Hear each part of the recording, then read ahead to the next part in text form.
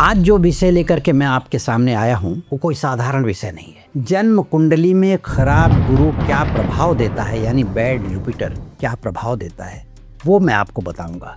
और अगर इस बात को आपने ध्यान से सुन लिया तो आपकी ज़िंदगी बदल सकती है, अन्यथा मैं कुछ कर नहीं सकता। नमस्कार, मैं ज्योतिषी आर्य सोनी पिछले 41 वर्षों से यंत्र मंत्र तंत्र रत्न दान दक्षिणा पूजा पाठ होम हवन जप तप और रुद्राक्ष के द्वारा लोगों की समस्याओं का समाधान करता आ रहा हूं। अब मैं आपको गुरु ग्रह के बारे में समझाना चाहता हूं, लेकिन पहले मैं आपको बता दूं कि गुरु क्या है। अब आपको देखिए, आप लोग पढ़े लिखे हैं, समझदार व्यक्ति हैं, गुरु के बारे में मैं क्या समझाऊं, लेकिन इतना जरूर कहना चाहता हूं कि गुरु माता पिता भी हो सकते हैं, गुरु आपके अध्यापक भी हो सकते हैं, जिनको आपने जिन्होंने ज्ञान दिया आपको, जिन्होंने कुछ रास्ता बताया जिंदगी में चलने के लिए। कोई आध्यात्मिक व्यक्ति भी आपका गुरु हो सकता है। और कभी कभी तो कोई दोस्त भी गुरु मिल जाता है ना, कि हमारा गुरु है। कभी कभी किसी की पत्नी गुरु मिल जाती है, किसी के पति गुरु हो जाते हैं, माता पिता तो है ही हैं। कहने का मतलब है गुरु का कि जो अंधकार से प्रकाश की तरफ ले जाए, जो सही दिशा दिखा दे, वही गुरु है। कहते हैं कि भगवान दत्तात्रेय ने 24 गुरु किए थे। तो कहने का मतलब गुरु आप किसी को मान सकते हैं। तो हम आज बात कर रहे हैं जन्म कुंडली में गुरु की। अब ये देव गुरु बृहस्पति के, जो देवताओं के गुरु हैं बृहस्पति, उनकी बात कर रहा हूँ। वो आपकी जन्म कुंडली में, अब सोच लीजिए, एक इंसान के रूप में गुरु और एक देवता के गुरु, कितनी बड़ी बात है। तो इसको आप समझिए कि जन्म कुंडली में अगर गुरु आपके अच्छे बैठे हैं तो गुरु की बात ये होती है कि गुरु केवल एक ग्रह नहीं, वह एक शक्ति है, एक ऊर्जा है, जो आपको ये संबोधित करते हैं, आपको बताते हैं, आपको आभास करवाते हैं कि कब बोलना है, कब रुकना है, आपको किस पर भरोसा करना है, किससे दूरी बनानी है। कहते हैं कि जन्म कुंडली में अगर अच्छे गुरु हैं और आप किसी गलत रास्ते पर जा रहे हैं तो कोई न कोई व्यक्ति गुरु की प्रेरणा से आपको मिलेगा और आपके गलत रास्ते से आपको खींच करके वापस लाएगा और सही रास्ते पर ले जाके खड़ा कर देगा, जहां से आपको सही दिशा मिल जाए। लेकिन अगर जन्म कुंडली में खराब गुरु बैठ गया और आप सही रास्ता पकड़ करके जा रहे हैं, तो आपको मैं बताऊं कि कई लोग समझाएंगे कि नहीं आप सही जा रहे हैं। जैसे एक कहानी मैंने पढ़ी थी बहुत पहले कि 5 ठग थे और एक ब्राह्मण देवता थे जो कहीं से पूजा करके लौट रहे थे। तो उनको किसी ने गाय का बच्चा दे दिया। तो गाय का बच्चा था, अभी 10-5 दिन का था, तो बहुत कमजोर था। तो पंडित जी ने उसको कंधे पर रख लिया। अब 5 ठगों ने ये सोचा कि इनको पंडित जी से किसी तरह से ये गाय का बच्चा ठग करके ले लिया जाए। अब रास्ते में पांचों थोड़ा दूर दूर पे खड़े हो गए। पहले जो ठग मिला, ब्राह्मण देवता को प्रणाम किया, बोला प्रणाम प्रभु, ये कुत्ते को कहाँ कंधे पे रख के लेके जा रहे हैं। तो पंडित जी फिर उतारे उसको, बछड़े को गाय के, और देखे, बोले कुत्ता है, पागल तुम हो, गाय का बच्चा है। बोले ठीक है, आप नहीं मान रहे तो जाइए। फिर वो कंधे पर रखे चले गए। थोड़ी दूर जाने के बाद 10-20 मिनट बाद वो दूसरा ठग मिला, साथी उसी का था। उसने भी प्रणाम किया और बोला कुत्ता लेके कहाँ पंडित जी आजकल घूमने लगे। फिर उन्होंने उतारा, बोला वो भी कह रहा था, ये भी कह रहा है, हमारी आंखें धोखा खा रही हैं क्या। फिर भी उनको भरोसा नहीं हुआ। फिर उन्होंने देखा बच्चे को ठीक से, फिर उठा के कंधे पे रख लिया, चलने लगे। थोड़ी दूर जाने के बाद तीसरा मिला। उसने भी प्रणाम किया और बोला बैठिए पंडित जी, कुछ चाय पानी कर लीजिए। कुछ लिया था उसने, मीठा वगैरह दिया, पंडित जी को पानी पिलाया। बोला पंडित जी सब तो ठीक है, कुत्ता लेके कहाँ जा रहे हैं। अब पंडित जी को अपने ऊपर से भरोसा हटने लगा। फिर भी वो बात नहीं माने, बोले कि कुत्ता नहीं है, गाय का बच्चा है, तुमको दिखता नहीं क्या। बोले ठीक है, कोई बात नहीं, लेके जाइए, आप ब्राह्मण हैं, मैं आपको मना भी नहीं कर सकता। उन्होंने फिर कंधे पर रखा और चल दिए। थोड़ी दूर जाने के बाद चौथा मिला और उसने चरणों में गिर करके प्रणाम किया। बोला लाइए कुत्ते को, मैं कंधे पे लेके चलता हूँ, आप ढो रहे हैं कुत्ते को। तो बोले कुत्ता है। बोले हाँ पंडित जी कुत्ता है, आपको क्या लगता है। बोले गाय का बच्चा है। बोले कुत्ता है, नहीं मानेंगे बात आप। फिर उसने कंधे पर ले लिया चोर ने, ठग ने, और साथ में पंडित जी चलने लगा। तो उसका 5वां दोस्त मिला। बोले अरे भैया पंडित जी इस कुत्ते को कहाँ लेकर के जा रहे हैं। जब 5वें आदमी ने कहा पंडित जी से, पंडित जी ने वही बच्चे को छोड़ दिया और चले गए। तो कहने का मतलब है कि आपको तब बुरे लोग मिलेंगे जो आपसे अच्छी चीजें भी छिनवा लेंगे। ये है गुरु ग्रह का प्रभाव। इसीलिए कहते हैं कि सही रास्ते पर जाते हुए भी गलत लोग मिल जाते हैं और रास्ता भटका देते हैं। इसीलिए कई बार पढ़े लिखे समझदार लोग भी अपने ही फैसलों को, जो लेते हैं फैसला, वो गलत हो जाता है और उस गलत फैसले को सही मान लेते हैं। यही बात गलत गुरु का प्रभाव दिखाती, यही होती है गुरु की असली शक्ति। इसलिए बार बार मेरा कहना है कि आप अपने आप को जांचिए, परखिए। अगर फैसला गलत हो रहा है ना, तो आप इसको समझिए कि किसी कारण से गलत फैसला हो रहा है और ये कारण गुरु ग्रह की गलती के कारण हो, गुरु ग्रह नीच के बैठ जाएं, पाप ग्रह के साथ बैठ जाएं, या कई बार जन्म कुंडली में होता है इस तरह का, तो इस पर बहुत ध्यान देने की जरूरत है। अब मैं आपको गुरु खराब की बात बताता हूँ, ध्यान से सुनिएगा मेरी बातों। इसमें आपको ये लगेगा कि आप सही हैं, लेकिन मैं सही हूँ, मैं आपको बता रहा हूँ। गुरु खराब तब नहीं होता जब वो किसी नीच राशि, गुरु तो खराब तब हो जाता है ना जब आपकी बुद्धि को भ्रमित कर दे। यानी गुरु देखिए धर्म का कारक है, गुरु ज्ञान का कारक है, गुरु विद्वता का कारक है, गुरु उपदेश का कारक है। और जब आप पथ भ्रष्ट हो जाएं, धर्म भ्रष्ट हो जाएं, कर्म भ्रष्ट हो जाएं, यानी आपका कर्म खराब हो जाए, आपका धर्म खराब हो जाए, पूजा पाठ में मन न लगे और आप दूसरों को भी आप सलाह देने लगे, क्या मतलब है पूजा पाठ करे भैया, क्या जरूरत, इससे क्या होने वाला है। ज्ञान आपका कहीं का कहीं चला जा रहा है। ज्ञान देने वाले होते हुए भी आप एक अच्छे घर में संस्कारवान परिवार में पैदा हुए, आपका परिवार अच्छा है, धार्मिक, उसके बावजूद भी ऐसी कैसी बातें करते हैं आप। और ये तब होता है जानते हैं कि राहु के साथ गुरु बैठ जाए जन्म कुंडली में तो चांडाल योग बनाता है, गुरु राहु मिलकर। चांडाल का मतलब होता है गलत बातें करने वाला। तो क्या चाहते हैं आप, गलत बातें करें? ये इस पर आप ध्यान तो दीजिए कि आपके मुंह से ऐसी वाणी निकल रही है तो कितने लोगों को प्रभावित कर रही है। कहीं ऐसा तो नहीं कि आपके मुंह पे आपकी बात सुन करके अलग जा करके लोग कहते हो कि कैसा पागल हो गया है। ये सोचने वाली बात है। गुरु जन्म कुंडली में राहु के साथ बैठ जाए, गुरु जन्म कुंडली में नीच राशि में, पाप राशि में, क्रूर ग्रह के साथ बैठ जाए, शनि के साथ बैठ जाए, अस्त हो जाए गुरु जन्म कुंडली में, तो ज्ञान का लोप हो जाता है, बुद्धि भ्रष्ट हो जाती है, पूजा पाठ में मन नहीं लगता और तब बार बार आदमी यही कहने लगता कि बार बार पूजा करता था, कुछ तो हुआ नहीं, क्या करें, छोड़ दिया मैंने पूजा पाठ करना। छठे, आठवें, 12वें, चौथे घर में गुरु बैठ जाए। कहने का मतलब ये है कि गुरु जन्म कुंडली में ऐसी स्थान पर बैठ जाए और कुछ पाप ग्रह से दृष्ट हो जाता है तो आदमी उसी तरीके से अपनी चाल ढाल को बदल देता है, नशा करने लगता है, बुराइयों की तरफ बढ़ता है, लेकिन उसको वो बुराइयां बहुत अच्छी लगती है, उसमें आनंद आने लगता है। ये आपको आता है, आप इसको समझने की कोशिश करिए। गुरु कभी खराब नहीं करना चाहता, लेकिन संगत गुरु के कान में किसी ने अगर आपके प्रति, आपके अध्यापक हैं, आपके पिता हैं, आपके गुरु हैं, कोई उनके कान में जाकर के कोई बोले आपके खिलाफ बार बार, तो आपके बारे में गलत सोचेंगे, गलत ही प्रभाव देंगे ना। इसलिए आपको ये सोचना है कि हमारी जन्म कुंडली में गुरु अगर खराब है तो ये स्थिति होगी और उसको हम कैसे बदले। अब खराब गुरु है तो आपको ज्ञान तो देगा नहीं, आपको कंफ्यूज करेगा। रही बात कंफ्यूज होने के बाद आप धर्म की तो बातें करते हैं, अगर गुरु खराब है ना तो आप धर्म की बातें तो करते हैं लेकिन धर्म नहीं करते और दूसरों को भी धर्म करने से रोकते हैं। यही पहचान है, आप ध्यान रखिए। अगर गुरु खराब लग्न में बैठ जाए आपके या बैठा होगा तो आत्मविश्वासी तो दिखते हैं, आप दिखते हैं, है नहीं, अंदर से असुरक्षित महसूस करते हैं अपने आप को। आखिर जितना बोल्ड मैं दिख रहा हूँ सचमुच हूँ क्या? नहीं, इसको आप सोचिए। आप सलाह तो बहुत देते हैं लोगों को, जितने लोग मिलें जितनी सलाह मांगेंगे आप देते जाएंगे, लेकिन जब खुद निर्णय लेने की बारी आती है ना तब आपके अंदर डर पैदा हो जाता है कि ये सही है कि गलत। गुरु व्यक्ति को बोलना सिखाता, आप समझिए, आपको गुरु बोलना तो सिखाएगा, लग्न में बैठा है ना तो सिखाएगा, लेकिन उसमें असर पैदा होने नहीं देता, इसलिए कि खराब है। मेरा वीडियो देखने के बाद आपको ये समझ में आ जाना चाहिए कि खराब गुरु का प्रभाव क्या होता है। जन्म कुंडली सामने लेकर के बैठे तब आपको समझ में आएगा कि आपका गुरु खराब है कि अच्छा है, आपकी बुद्धि को भ्रमित कर रहा है, क्या कर रहा है, आपको इससे पता चल जाएगा। और इसे ध्यान दीजिए, मेरी बातों को हल्के में मत लीजिए, मैं आपको समझाने आया हूँ। अगर आप नहीं समझेंगे मेरी बात को तो मेरा कुछ बिगड़ने वाला नहीं, बिगड़ेगा आप, क्योंकि मैं आपसे पैसे नहीं मांग रहा हूँ, मैं तो आपको बता रहा हूँ। अगर आपकी कुंडली में दूसरे भाव में गुरु खराब बैठा है तो आपका परिवार ही आपका शत्रु बन जाएगा। लाख समझाएंगे आप तो परिवार वालों के ऊपर आपकी बातों का कोई असर नहीं होगा। कमा करके लाएंगे पैसे, या तो बीमारी में चले जाएंगे या गलत फैसलों के कारण नष्ट हो जाएंगे, गलत व्यापार में पैसे चले जाएंगे, यानी पैसा नुकसान होगा ही होगा। गुरु खराब बैठा है ना तो बैंक बैलेंस होने नहीं देता। आप पैसा कितना भी जमा करिए,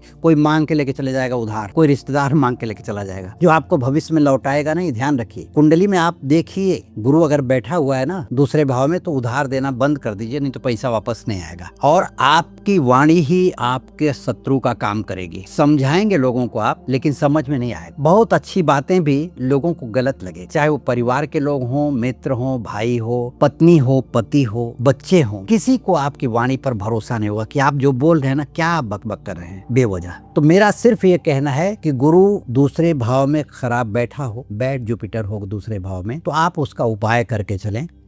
इन बातों से आपको पूरी तरह से समझ में आ जाना चाहिए कि मैं जो कह रहा हूं आपके लिए वो कितना सत्य है। तीसरे भाव में अगर खराब गुरु आपकी जन्म कुंडली में बैठ जाएं तो आप मेहनत करते हुए ही जिंदगी बिताएंगे। फल तो बहुत देर से मिलता है और मिलता कभी कभी तो नहीं मिलता, सही दिशा भी नहीं मिलती और आखिरकार पछताना पड़ता है। आपके भाई बहनों से विवाद होगा, मित्रों से विवाद हो जाएगा, किसी से मित्रता बहुत दिन तक नहीं चलेगी, लोग आपसे तो मतलब निकाल लेंगे। खराब गुरु बैठ जाए ना तो आपसे मतलबी लोग दोस्ती करेंगे, आपसे अपना काम निकलवाएंगे, आपकी पहचान का फायदा उठाएंगे और फिर चले जाएंगे। क्या करोगे आप बताइए? क्योंकि गुरु ही खराब बैठा है। आपके व्यक्तित्व में चार चांद लगना चाहिए। जहां आपको ऐसा लगता होगा वहां अपमान का सामना करना पड़ेगा। और सबसे बड़ी बात क्या है कि दूसरों की गलत सलाह पा करके आप अपना तो नुकसान करेंगे ही, दूसरों का भी नुकसान कर देंगे और परिवार वाले इसी बात पर आपसे नाराज हो जाएंगे और परिवार का सुख तब तक नहीं मिलता जब तक गुरु की स्थिति ठीक नहीं हो जाती। तो सबसे पहले ध्यान ये दीजिए कि गुरु अच्छा हो जाए। अब जन्म कुंडली में गुरु खराब हो गया है लेकिन उसके रास्ते भी हैं तो आप उस पर ध्यान दीजिएगा, मेरा ये कहना है। चौथे घर में गुरु खराब बैठ जाए, सुख का घर है, बताइए, घर में अशांति आपकी छा जाएगी, मन का चैन खत्म हो जाएगा, माँ को कष्ट होगा, परिवार को कष्ट होगा। खराब गुरु है चौथे घर में, मन घर में लगता नहीं, अपना घर होते हुए घर में रहते नहीं, कहीं और रहते हैं और रह भी रहे होंगे ना तो महीने के 20 दिन बाहर ही रहते। और खराब गुरु चौथे घर में रहता है तो घर के लोग ही ऐसी सलाह देंगे जो आपके लिए बहुत खराब, कोई सलाह काम की नहीं है। घर वाले तो आपको समझ ही नहीं है, घर वाले तो आपको समझेंगे ही नहीं, समझ लीजिए।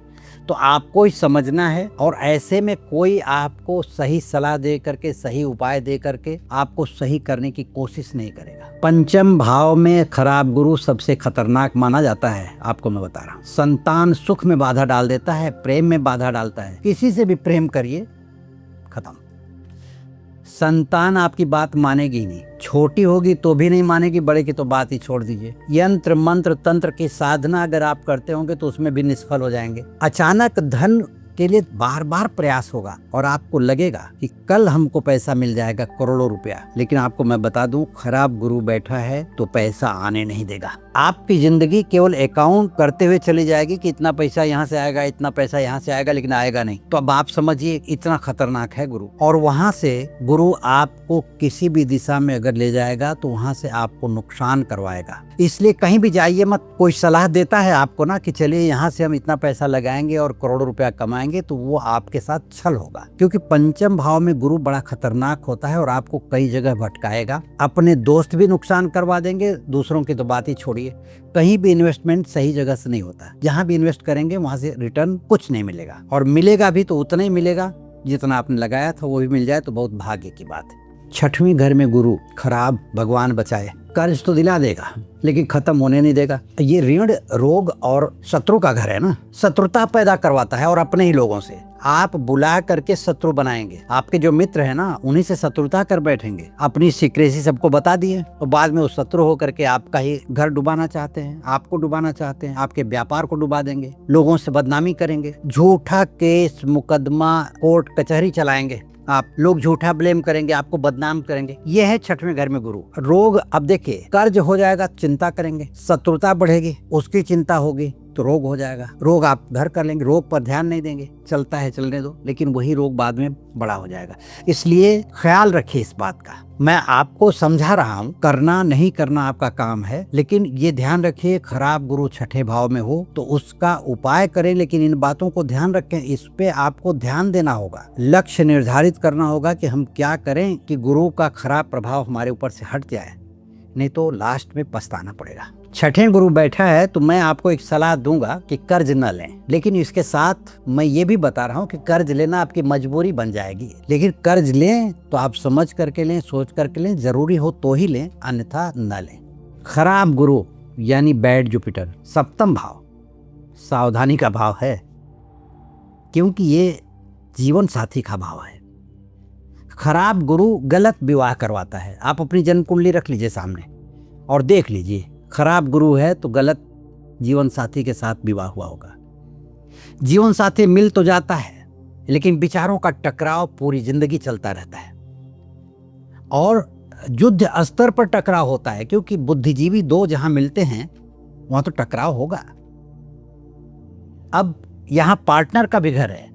अगर बिजनेस में कोई पार्टनर है तो उसके साथ भी टकराव होना निश्चित है। और कभी कभी तो ऐसी स्थिति लगती है कि गलत पार्टनर चुन लिया है, और पार्टनर को हटाने की बात, और हो सकता है आपने हटा भी दिया हो या हटाने का विचार भी चल रहा हो, और दोस्त भी गलत मिल जाते हैं। तो ऐसे में आपको सप्तम भाव के लिए अत्यधिक प्रयास करके अपने आप को संभालना चाहिए, क्योंकि जीवन साथी का भाव है, और जीवन साथी अगर गलत हो जाए या जीवन साथी के साथ गलत विचार जुड़ जाएं, विचारों में एक दूसरे के प्रति शक आ जाए, तो जीवन खराब हो जाता है। इसीलिए मेरा कहना है कि आप अपने जीवन साथी के विचारों को समझ करके उसे समझाने का प्रयत्न करें, चाहे आप स्त्री हो या पुरुष, दोनों लोगों के लिए मैं समझा रहा हूँ कि यह घर खराब गुरु और भी खराब कर देता है, क्योंकि कहा गया है शास्त्रों में कि स्थान हानि करो जीवः और स्थान वृद्धि करो शनि। जहाँ गुरु बैठता है उस स्थान की हानि करता है। सप्तम में बैठ गया हो तो आपके जीवन साथी की हानि करता है, यानी शादी तो हो जाती है, शादी का सुख नहीं मिलता। खराब गुरु अष्टम घर में, मैं क्या बताऊं, मैं ज्योतिषी हूं, मैं जानता। अचानक चुपचाप वार करता है गुरु, अचानक नुकसान, अचानक बदनामी और अचानक पतन। आप सोच लीजिए, पतन हो जाता है, और लोगों को कहते सुना है मैंने, और आपको भी मैं बता रहा हूं, कभी ऐसी स्थिति आएगी कि सब कुछ पल भर में खत्म हो जाता है और आपको पता तक नहीं चलेगा, क्योंकि ये घर ही ऐसा, ये मृत्यु का भी घर है, मोक्ष का भी घर है। अचानक दुर्घटना करवा देगा। आज मिल करके गए हैं, कल पता चला कि अब वो दुनिया में नहीं रहे। ऐसी भी स्थिति गुरु ला करके खड़ी कर देता है। तो आपको मैं इतना ही कहना चाहूँगा कि ये जितनी भी इससे अच्छी चीज़ें मिलने वाली हैं वो तो ख़त्म हो जाएंगे, क्योंकि ये हिडन मनी, अचानक धन लाभ का भी घर है, मोक्ष का भी घर है, मृत्यु का भी घर है, गूढ़ विद्या, गूढ़ ज्ञान यानी तंत्र मंत्र का भी घर है ये। और इसमें खराब गुरु बैठ जाए तो तंत्र मंत्र की साधना करने वालों को उसके ऊपर ही उसका वार होने लगता है और उसमें सफलता नहीं मिलेगी। तो आप अगर इस दौर से गुजर रहे हों और आप इसमें ये काम करने जा रहे हों, तो मेरा ये कहना है कि आप थोड़ा सा रुक जाइए। कल ऐसा ना हो कि समझाने के बावजूद आपने वो गलती कर ली जो मैं मना कर रहा हूँ। कहीं ऐसा ना हो कि आप परिवार के मुखिया हैं और कल परिवार का पतन हो जाए आपके चलते। ऐसा मत करिएगा। खराब गुरु बैठ जुपिटर नवम भाव में, ये सबसे दर्दनाक गुरु दोष है। नवम भाव में गुरु बैठा हो आपके कुंडली में, तो आपका भाग्य तो होता है, आप भाग्यवान हैं, लेकिन भाग्य साथ नहीं देता, क्योंकि नवम में गुरु दोष युक्त बैठे हैं। आप बार बार गुरु बदलते रहते हैं। आप सोचिए, आज इस गुरु के पास तो कल उस गुरु के पास, क्योंकि गुरु खराब है ना, तो गुरु एक जगह गुरु को टिकने नहीं देता। मार्ग बदलते रहते हैं, आज ये काम कल वो काम कल वो काम, पर मंजिल नहीं मिलेगी। आपको बताऊं कि आप तो खुद धर्म से हट चुके हैं, यानी धर्म कर्म का बहाना है। आप पूजा करते हैं, आप अपने अंदर अंतरात्मा से पूछिए कि क्या पूजा में मन लगता है। पूजा पाठ करने का दिखावा नहीं चलता।